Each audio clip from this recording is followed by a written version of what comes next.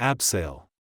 To lower yourself down a steep surface, like a cliff or a wall, by sliding down a rope in a safe way.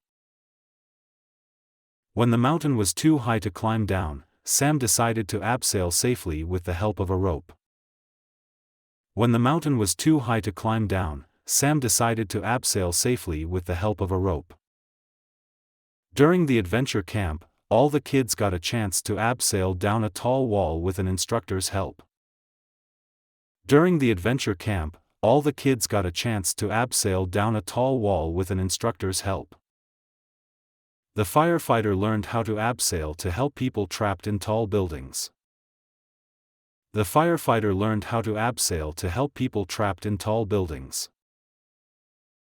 Emma was a bit nervous at first, but she had a lot of fun learning to abseil down the cliff with her friends. Emma was a bit nervous at first, but she had a lot of fun learning to abseil down the cliff with her friends. Abseiling is a great way to explore rocky places where it's hard to walk down.